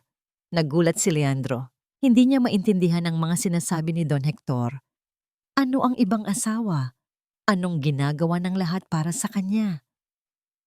I don't understand, sir." Bulong ni Leandro. Ang kanyang boses ay nanginginig. Ngunit bago pa man makasagot si Don Hector, isang babae ang mabilis na lumapit. Si Alice, ang matalik na kaibigan ni Zafira. Ang kanyang mukha ay puno ng matinding galit. Ang kanyang mga mata ay nag-aapoy. Hawak nito ang isang lumang leather-bound diary at isang pares ng makapal na salamin. "Anong hindi mo naiintindihan, Leandro?" Matalim na tanong ni Alice. Walang takot na hinarap ang binata. "Masyado kang bulag sa galit mo para makita ang katotohanan. Ang asawa mong pinahihirapan mo, ang pira na hinahanap-hanap mo, ay iisang tao. Buksan mo ang mga mata mo." Ibinato ni Alice ang diary at ang salamin sa dibdib ni Leandro. Nahulog ang mga ito sa kanyang paanan. Ngayon niya lang napansin, ang salamin ay kaparehong-kapareho ng salamin ni Pira. Ang diary? Ito ang diary na laging hawak ni Zafira. Nanginginig ang kanyang mga kamay habang dahan-dahan niyang dinampot ang diary. Binuksan niya ito. Ang bawat pahina ay sulat kamay ni Zafira. At sa bawat pahina, ang mga salita ay tila mga kutsilyo na humihiwa sa kanyang puso.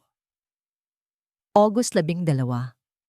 Ginawa na naman akong katawa-tawa ni Sir Leandro sa harap ng lahat. Ang sakit. Pero ayos lang. Siguro ganyan talaga kapag janitress ka lang. Pero ang bawat mantsa ng kape sa damit niya, ako ang naglalaba. Ang bawat gusot sa kanyang uniforme, ako ang naglalaba. Umaasa ako na isang araw, makikita niya ang halaga ko. Setyembre 5. Nagkasakit si Sir Leandro. Ako ang naghanda ng sinigang na paborito niya. Sabi ni Tita Corazon, siya daw ang nagluto. Masakit. Pero nakita ko ang nangiti sa kanyang labi. Iyon na lang ang sapat para sa akin. October 20. Pinaghihinalaan ako ni Leandro. Ang sakit. Ang sinisisi niya ay hindi ko anak. Pero paano ko ipapaliwanag? Hindi naman siya nakikinig.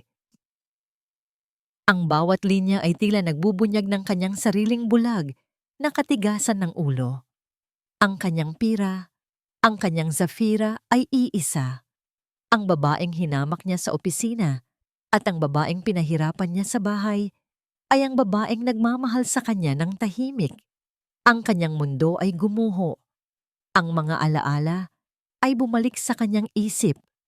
Ang lasa ng sinigang, ang tamang timpla ng kape, ang mabilis na pag-aayos ng files, ang pagkakataong tinawag niya si Pira ng lasing. Lahat ng ito ay nagbigay ng isang malinaw na larawan. Siya ang naging bulag, siya ang naging hangal. Napakuyom ang kanyang mga kamay. Naramdaman niya ang isang matinding pagsisisi na gumapang mula sa kanyang kalooban, kasabay ng pait ng kanyang mga luha. Hindi niya napansin si Tita Corazon na mabilis na lumayo.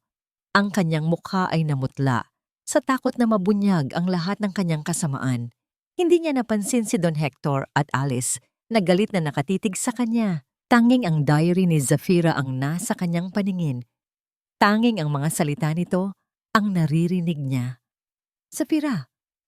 Ang kanyang boses ay garalgal, puno ng panghihinayang. Zafira! Saan ka? Mabilis siyang tumayo. Ang kanyang mga hakbang ay walang direksyon. Kailangan niyang makita si Zafira. Kailangan niyang humingi ng tawad. Kailangan niyang sabihin na mahal niya ito. Tumakbo siya papunta sa hallway. Tinatahak ang bawat pasilyo na patungo sa emergency room. Ang kanyang puso ay kumakabog ng malakas sa kanyang dibdib, puno ng desperasyon. Nang makarating siya sa harap ng pintuan, huminto siya. Humugot siya ng malalim na hininga at dahan-dahang binuksan ang pinto. Ngunit ang silid ay walang laman, walang Zafira, walang sanggol. Tanging ang malinis na puting kama na may nakatiklop na kumot. Sa mesa sa gilid, may isang maliit na bagay na kumikinang, ang kanyang wedding ring. At sa ilalim nito, isang pamilyar na puting papel, ang divorce papers. Ang kanyang pangalan ay nakasulat doon, ngunit sa ibaba, may isa pang pirma, Zafira Monteverdeval. Ang kanyang huling pag-asa ay gumuho sa isang iglap. Ang pagkawala ni Zafira ay nag-iwan ng isang malaking butas sa dibdib ni Leandro. Isang butas na tila hindi na kailanman mapupunan. Nakaupo siya sa sahig ng silid ng ospital, hawak ang kanyang wedding ring at ang divorce papers. Ang kanyang mga mata ay nanlalabo sa mga luhang hindi na niya kayang pigilan. Ang kanyang mundo ay gumuho at ang lahat ng kanyang pinaniniwalaan ay naglaho na parang bula. Nang marinig niyang papalapit ang mga pulis, dahan-dahan siyang tumayo. Ang kanyang mga hakbang ay mabigat at walang buhay. Sa labas ng ospital, nakita niya si Tita Corazon na pilit na inilalabas ang kanyang sarili mula sa mga pulis. Ang kanyang mukha ay puno ng galit at takot. Alam niyang malapit nang matapos ang kanyang pagpapanggap. Leandro, hiho, tulungan mo ako. Sigaw ni Tita Corazon, pilit na kumakawala sa mga pulis. Ang mga Monteverde ang may pakana nito. Gusto nilang sirain ang pamilya natin. Ngunit ang mga salita ni Tita Corazon ay wala ng halaga. Ang mga mata ni Leandro ay walang nakikita, kundi ang katotohanan. Ang lahat ng kasinungalingan, ang lahat ng paninira, ang lahat ng pagpapahirap, lahat ay bumalik sa kanya na parang isang matalim na kutsilyo. Nilampasan ni Leandro ang kanyang tiyahin nang walang salita. Ang kanyang mga mata ay blangko, puno ng pagkamuhi. Mayroon siyang sariling laban na kailangang tapusin. Pagdating niya sa bahay, ang mansyon na minsan ay puno ng kanyang galit at pagdududa, ngayon ay tila isang malaking, malamig na kulungan. Ang bawat sulok ay tila nagbabalik ng alaala ni Zafira. Sa kusina, sa pagluluto niya ng sinigang, sa opisina, sa kaping kanyang iniwan, sa pasilyo, sa kanyang pagpupunas ng sahig, sa maliit na silid, sa kanyang mga awitin. Naglakad si Leandro patungo sa silid ng katulong, ang silid na pinagkulungan niya kay Zafira. Binuksan niya ang pinto. Ang loob ay malinis. Tanging ang amoy ng lumang kahoy ang nanatili. Sa sulok, sa ilalim ng maliit na bintana, mayroong isang maliit na unan at isang kumot. Ito ang kanyang naging kanlungan. Ito ang naging saksi sa kanyang pagdurusa. Walang pag-aalinlangan, pumasok si Leandro. Humiga siya sa sahig. Sa pwestong tila alam niyang dito madalas umupo si Zafira. Napatingala siya sa kisame. Ang kanyang puso ay puno ng panghihinayang. Nang gabing iyon, hindi siya umuwi sa kanyang sariling silid. Sa halip, sa loob ng maliit na silid na yon, kinain niya ang malamig na natirang pagkain na iniwan ni Zafira sa ref, isang mangkok ng tinolang manok. Ang lasa ay pamilyar, ang lasa ng pag-aaruga na kanyang itinanggi. Sa bawat subo, naramdaman niya ang init ng kanyang luha na dumadaloy sa kanyang pisngi, kasama ng alat ng kanyang mga pagsisisi. Ang mga sumunod na araw ay tila isang malalim na bangungot. Nagbigay ng utos si Leandro sa kanyang mga abogado na kasuhan si Tita Corazon para sa paglustay ng pondo ng kumpanya at sa pandaraya. Sa loob ng ilang araw, ang balita tungkol sa pag-aresto kay Tita Corazon ay kumalat sa buong media. Ang kanyang pekeng mga luha at pagpapanggap na inosente ay hindi na gumana.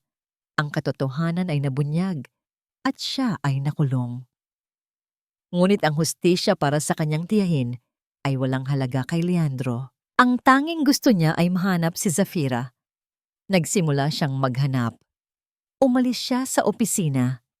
Hinanap niya ito sa bawat sulok ng Maynila. Nagpadala siya ng mga private investigator. Pumunta siya sa bawat lugar na posibleng puntahan ni Zafira. Hinanap niya ang mga kaibigan nito, ang mga kamag-anak, kahit ang mga lugar na minsan nitong pinuntahan noong sila ay nagtratrabaho pa sa kumpanya. Ngunit tila naglaho si Zafira na parang isang hangin. Walang bakas, walang anino. Ang kanyang bahay ay nanatiling tahimik at malamig. Ang kanyang kama ay nanatiling walang tao. Ang kanyang puso ay nanatiling walang laman. Ang bawat sandali ay puno ng kanyang mga pagsisisi. Kung sana ay naniwala siya kay Zafira. Kung sana ay hindi siya naging bulag. Kung sana ay hindi niya hinayaan ang kanyang galit at pride na mamayani. 3 taon ang lumipas. Ang kanyang buhok ay humaba. Ang kanyang mukha ay puno ng pagod at kalungkutan. Ang kanyang mata ay hindi na nagpapakita ng dating pagmamataas, kundi ng malalim na pangungulila. Pinamahalaan na niya ang kumpanya ng maayos, ngunit ang kanyang personal na buhay ay isang wasak na larawan. Isang hapon, habang nakaupo siya sa kanyang opisina, nakatingin sa labas ng bintana, isang maliit na sobre ang dumating sa kanyang mesa. Walang pangalan ng sender. Walang return address. Binuksan niya ito nang may pag-aalinlangan. Sa loob ay mayroong isang postcard. Ang larawan sa harap ay isang lumang parola na nakatayo sa tabi ng dagat sa isang liblib na probinsya ng Davao. Sa likod, may nakasulat na isang maikling mensahe, sulat kamay ng isang bata. Papa, I miss you. Sana makita mo ako dito. Walang pangalan. walang lagda. Ngunit alam ni Leandro, ito ang sulat ng kanyang anak. Ang sulat mula sa babaeng kanyang sinaktan. Nanginginig ang kanyang mga kamay. Ang postcard ay nahulog mula sa kanyang daliri. Lumapag sa kanyang mesa, ipinapakita ang isang maliit na parola sa gitna ng malawak na dagat. Isang liwanag sa dilim. Isang pag-asa. Ang postcard ay naging tanging tanglaw ni Leandro sa 3 taong dilim. Ang larawan ng parola sa Davao ay tila isang magnetic field na humihila sa kanyang buong pagkatao. Nanginginig ang kanyang mga kamay habang sinisiyasat ang bawat detalye ng larawan. Ito ba ang lugar? Ito ba ang tahanan ng kanyang Zafira at ng kanyang anak? Walang pag-aalinlangan, nagdesisyon si Leandro. Kinabukasan, naiwan ang lahat ng kanyang responsibilidad sa opisina. Ang kanyang puso ay puno ng pag-asa. Ngunit may halong takot. Takot na muling itaboy. Takot na hindi na siya mapatawad. Ang biyahe patungong Davao ay tila isang mahabang paglalakbay sa kawalan. Ang bawat tanawin sa labas ng bintana ay tila nagpapabalik sa kanya sa kanyang mga alaala, sa lahat ng kanyang pagkakamali. Pagdating niya sa Davao, inupahan niya ang isang lokal na driver at ipinakita ang larawan ng parola. Dito sa Aminhan, sir. Wika ng driver, ngumiti. Mayroon po kaming mga guest house doon. Gusto niyo po bang doon na lang kayo magstay? Tinango ni Leandro ang kanyang ulo. Ang bawat hakbang papalapit sa lugar na yon ay tila nagpapabilis ng tibok ng kanyang puso.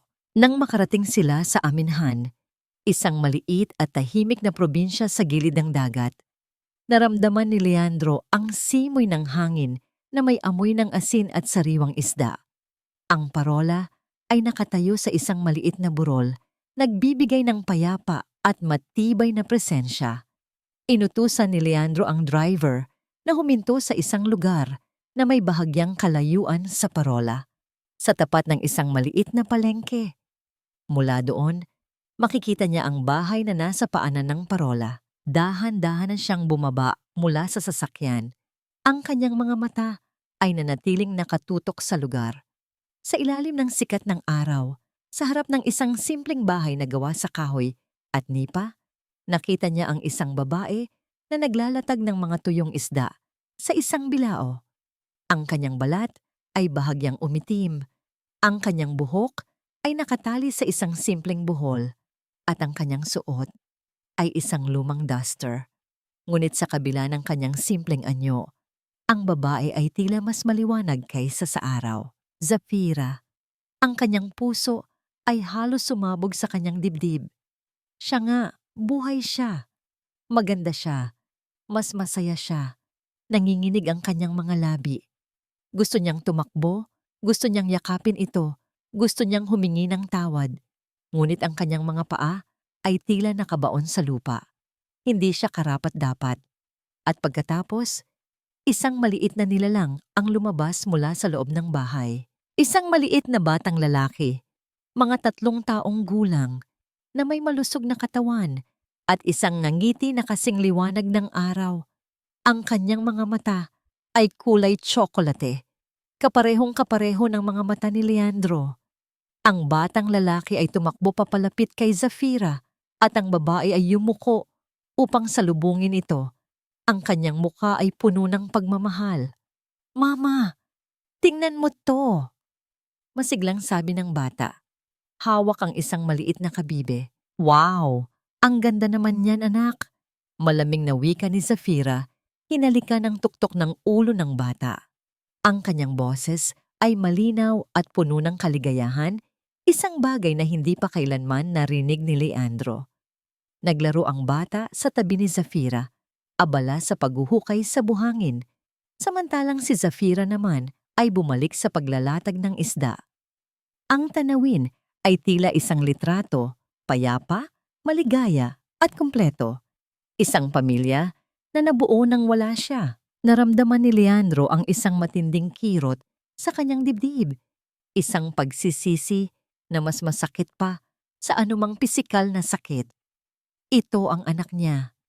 Ang anak na kanyang pinagkaitan ng pagmamahal. Ang anak na kanyang pinagdudahan. Hindi siya karapat-dapat. Hindi niya kayang sirain ang kapayapaan na ito. Sa halip na lumapit, bumalik si Leandro sa inupahan niyang guest house. Ang buong maghapon niya ay ginugol sa panonood sa malayo. Nakita niya kung paano niluto ni Zafira ang hapunan, kung paano nito inalagaan ang kanilang anak, kung paano nito kinantahan ang bata bago matulog. Ang bawat sandali ay tila nagpapakita sa kanya ng buhay na matagal na niyang pinangarap. Ngunit siya mismo ang sumira. Kinabukasan, hindi na nakatiis si Leandro. Kailangan niyang lumapit. Kailangan niyang kahit man lang makita, kahit man lang marinig, ang bawat salita mula sa kanyang anak. Habang naglalakad ang bata sa gilid ng dalampasigan, bigla itong nadulas at bumagsak. Walang pag-aalinlangan, mabilis na tumakbo si Leandro upang tulungan ito. "Ayos ka lang ba, anak?" Ang kanyang boses ay garalgal, puno ng pag-aalala. Inangat ng bata ang kanyang ulo. Ang kanyang mga mata ay kulay tsokolate at ang kanyang muka ay puno ng matamis na pagtataka. Ang kanyang mga pisngi ay bilog at malusog. "Opo, tito," inosenteng sagot ng bata. "Tito." Ang salitang iyon ay tila isang matalim na kutsilyo na tumusok sa puso ni Leandro. Siya ang ama, ngunit tinatawag siyang tito. Naramdaman niya ang isang kamay sa kanyang balikat. "Maraming salamat po, Ginoo," wika ni Zafira. Ang kanyang boses ay pamilyar, ngunit ang kanyang tono ay walang init, puno ng pagpipitagan na tila isang estranghero. Dahan-dahang tumayo si Leandro. Nagtama ang kanilang paningin. Ang mga mata ni Zafira ay hindi na nagpapakita ng galit o puot. Sa halip, ang mga ito ay puno ng isang nakakapanindig balahibong kawalang pakialam. Walang emosyon, walang anumang bahid ng nakaraang sakit o pagmamahal, parang isang salamin na blangko. "Anong ginagawa mo dito, Ginoong Val?" tanong ni Zafira. Ang kanyang boses ay malamig at matatag. Hindi na ang Zafira na umiiyak at naninilbihan. Hindi na ang Pira na laging nakayuko. Ito ay isang bagong Zafira. Isang babaeng natuto nang tumayo sa sarili niyang mga paa. Ang mga salita ni Zafira ay tila mga yelo na dumaloy sa mga ugat ni Leandro. Mas malamig pa kaysa sa simoy ng hangin mula sa dagat. Ang kanyang mga mata na puno ng pagdududa at kawalan ng pakialam ay tila sumasalamin sa lahat ng kanyang pagkakamali. Hindi na ang Zafira na kanyang kilala. Hindi na ang Zafira na nagmamahal sa kanya. "Zafira, please." Pakiusap ni Leandro. Ang kanyang boses ay garalgal, puno ng panghihinayang. Ang kanyang mga kamay ay nanginginig. "Let me explain. Let me make things right." "Tapos na ang lahat, Leandro." Malamig na sagot ni Zafira. "Wala na tayong dapat pag-usapan. May sarili na akong buhay dito. Hindi na ako ang babaeng kilala mo." Ngunit hindi sumuko si Leandro. Hindi niya kayang iwan ang kanyang pamilya. Hindi niya kayang iwan ang kanyang anak na ngayon lang niya nakita. "Hindi ako aalis." Matatag na wika ni Leandro. Ang kanyang tingin ay nakatuon sa mga mata ni Zafira. Pilit hinahanap ang kahit na anong bakas ng pagmamahal. "Hindi ako pumunta dito para pilitin ka. Nandito ako para humingi ng tawad. Nandito ako para ipakita na nagbago na ako. Kung gusto mong paalisin ako, paalisin mo ako araw-araw. Pero hindi ako aalis." Nagpakawala ng isang malalim na hininga si Zafira. Ang kanyang mga mata ay nanatiling blangko, walang emosyon. "Ginoong Vale, may trabaho po ako at may anak po ako na kailangan kong alagaan. Hindi ko po kailangan ng gulo." Ngunit hindi umalis si Leandro. Kinabukasan at sa mga sumunod pang araw, ang presensya nito ay nanatili sa aminhan. Hindi siya gumamit ng kanyang pera o kapangyarihan. Sa halip, nagsimula siyang gawin ang mga simpleng bagay na magpapatunay ng kanyang pagbabago. Nakita ni Zafira si Leandro na nag-aayos ng sirang bubong ng isang mangingisda. Nakita niya itong nagbubuhat ng mga sako ng bigas, tumutulong sa mga lokal sa paggawa ng kanilang mga bangka at naglilinis ng dalampasigan mula sa mga basura. Ang kanyang mga kamay, na dati ay laging malinis at malambot, ngayon ay puno ng kalyo at bahagyang sunog sa araw. Gabi-gabi, kapag si Zafira ay abala sa pagluluto, si Leandro ay tahimik na nakaupo sa labas ng kanyang bahay, nagmamasid sa kanyang anak na naglalaro. Minsan, kapag hindi nakatingin si Zafira, inaalalayan niya ang bata kapag ito ay nadudulas. Minsan, nagtuturo siya ng mga simpleng laro at ang mga ngiti ng bata ay nagbibigay ng init sa kanyang puso. Isang hapon, habang nag-aayos si Leandro ng mga lumang bangka, lumapit sa kanya ang bata. "Tito, turuan mo naman po ako maglaro ng bola." Pakiusap ng bata. Hawak ang isang luma at kupas na bola. Ngumiti si Leandro. "Sige anak, turuan kita." Sa loob ng ilang oras, naglaro sila. Tumawa ang bata. Masaya sa bawat sipa ng bola. Naramdaman ni Leandro ang init ng araw sa kanyang balat at ang kagalakan sa kanyang puso ay tila pumuno sa buong dalampasigan. Ito ang kanyang anak, ang kanyang dugot laman. Mula sa malayo nakita ni Zafira ang lahat. Ang nangiti sa mukha ng kanyang anak ay hindi maikakaila. Ang pagbabago kay Leandro ay hindi lamang sa panlabas na anyo. Mayroong isang bagay na nagbago sa loob niya. Ang kanyang puso ay nagsimulang gumuho. Ang mga pader na kanyang itinayo ay unti-unting nawawala. Isang gabi, biglang lumakas ang hangin. Ang mga alon ay naging matangkad at ang madilim na ulap ay nagsimulang bumalot sa kalangitan. Isang malakas na bagyo ang paparating. Nagmadali si Zafira na isara ang lahat ng bintana. Ang kanyang anak ay natutulog na. Walang kamalay-malay sa paparating na panganib.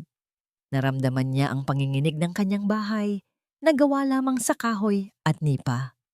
Nang biglang, may kumatok sa kanyang pinto. Si Leandro. Ang kanyang mukha ay puno ng pag-aalala. Ang kanyang mga damit ay basa na sa ulan. "Zafira, kailangan nating lumikas," sabi ni Leandro. Ang kanyang boses ay matatag. "Hindi ligtas dito. Pupunta tayo sa shelter sa Parola." "Hindi ako aalis!" Matatag na sagot ni Zafira. Mahigpit na hawak ang kanyang anak. "Dito kami. Hindi ko kayang iwan ang bahay ko." "Anong bahay?" Galit na tanong ni Leandro. "Mas mahalaga ba yan kaysa sa buhay niyo ng anak natin? Kung ayaw mong sumama, ako na lang ang kukuha sa kanya." Akmang kukunin sana ni Leandro ang bata nang biglang may dumating na malakas na alon. Ang bahay ay biglang umuga at naramdaman ni Zafira ang pagguho ng isang bahagi ng dingding. Nagpanik siya. Sa halip na tumakas, yinakap ni Leandro si Zafira at ang bata. Ginawa niyang panangga ang kanyang sarili, pinoprotektahan sila mula sa mga lumilipad na debris. Naramdaman ni Zafira ang init ng katawan ni Leandro. Ang kanyang mga braso ay mahigpit na nakayakap sa kanya. Ito ang pagprotekta. Ito ang pagmamahal. Nang humupa ang bagyo, unti-unting bumalik ang liwanag. Ang bahay ni Zafira ay nasira, ngunit sila ay ligtas. Nakayakap pa rin si Leandro sa kanila.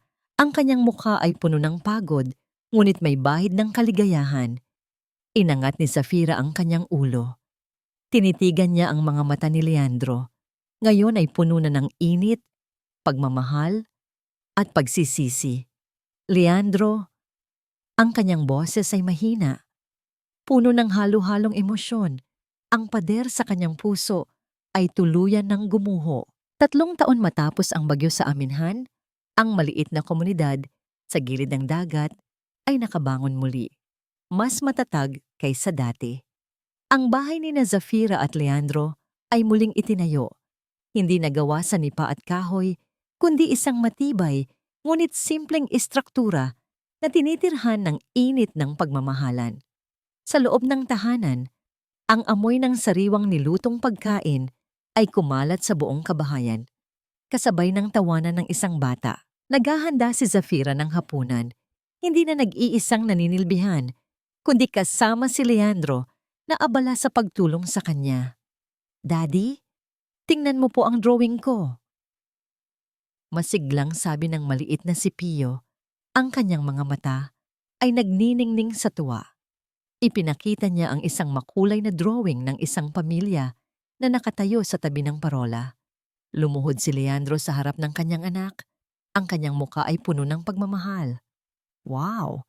Ang ganda naman ng drawing mo, anak. Sino to? Tanong nito. Itinuro ang isang figure. Ikaw po, Daddy. Tapos si Mommy. Tapos ako. Sagot ni Pio. Yakap-yakap ang kanyang drawing. Hinaplos ni Leandro ang ulo ng bata. Ang kanyang puso ay puno ng pasasalamat. Ang kanyang relasyon kay Pio ay hindi nabuo sa isang iglap. Ito ay binuo sa loob ng 3 taon ng pagtitiyaga, pagmamahal, at pagiging ama na nararapat sa kanyang anak. Bumaling siya kay Zafira na nakangiti habang nakatingin sa kanila. Ang kanyang mukha ay puno ng kapayapaan. Ang kanyang mga mata ay nagpapakita ng isang malalim na pag-unawa at pagmamahal. Hindi na naganap ang isang marangyang kasal muli. Ang kanilang pagmamahalan ay hindi na kailangan ng papel o seremonya upang patunayan. Sapat na ang kanilang presensya sa isa't isa, ang kanilang pagtitiwala at ang kanilang pamilya. Si Leandro ay hindi na ang dating Leandro Valle, ang mayabang at matapobreng CEO. Ibinigay niya ang posisyon ng CEO sa kanyang pinagkakatiwalaang business partner at umuwi sa aminhan. Bagaman, meron pa rin siyang papel sa kumpanya bilang board member. Mas pinili niya ang simpleng buhay sa piling ng kanyang pamilya. Araw-araw, tinutulungan niya ang mga mangingisda, nagtuturo sa mga bata sa komunidad, at kasama niya si Zafira sa lahat ng gawain. Si Zafira naman ay hindi na ang Zafira na sunod-sunuran. Natuto siyang magtakda ng mga hangganan, lumaban para sa kanyang sarili, at magsalita para sa kanyang mga karapatan. Ngunit sa kabila ng lahat, ang kanyang puso ay nanatiling puno ng kabutihan at pagmamahal. Nang gabing iyon, matapos matulog si Pio, umupo sila ni Leandro sa labas ng kanilang bahay, nakatingin sa malawak na dagat. Ang buwan ay bilog at maliwanag, at ang simoy ng hangin ay malamig at payapa. Hinawakan ni Leandro ang kamay ni Zafira, mahigpit ngunit malambing. Zafira, mahina niyang wika. Salamat sa pagpapatawad mo sa akin. Alam kong hindi sapat ang salitang sorry sa lahat ng ginawa ko. Pero inilapat ni Zafira ang kanyang ulo sa balikat ni Leandro. Matagal na kitang pinatawad, Leandro. Bulong niya. Ang pagpapatawad ay hindi para sa iyo lang. Ito ay para sa akin din. Para makalaya ako sa sakit ng nakaraan. Tiningnan ni Leandro ang kanyang asawa. Ang kanyang mga mata ay puno ng pagmamahal. Kaya mo pa rin bang mahalin ang isang tulad ko after everything? Ngumiti si Zafira. Ang pagmamahal ay hindi perpekto, Leandro. Ito ay tungkol sa pagtanggap ng mga pagkakamali, pag-unawa sa mga kahinaan, at patuloy na paglaban para sa isa't isa. Hindi ka perpekto at hindi rin ako. Pero ngayon, meron na tayong tunay na tahanan sa puso ng isa't isa. Ang kanilang mga kamay ay nanatiling magkahawak, ang kanilang mga mata ay nakatuon sa malawak na dagat, kung saan ang liwanag ng parola ay patuloy na gumagabay sa mga nawawala. Ito ang kanilang kapayapaan. Ito ang kanilang pagmamahalan. Ito ang kanilang pamilya. Ang buhay ay puno ng mga pagsubok, mga sakit, at mga pagkakamali. Ngunit sa bawat pagbagsak, mayroong pagbangon. Sa bawat sugat, mayroong paghilom. At sa bawat pagkawala, mayroong paghahanap na magdadala sa iyo pabalik sa lugar kung saan ang puso mo ay tunay na nabibilang. Ang pagpapatawad ay hindi ang paglimot sa nakaraan, kundi ang pag-alala dito ng walang pait. At ang pag-ibig ay hindi ang paghahanap ng perpekto, kundi ang pagyakap sa mga imperfections at pagbuo ng isang tahanan na puno ng pag-asa.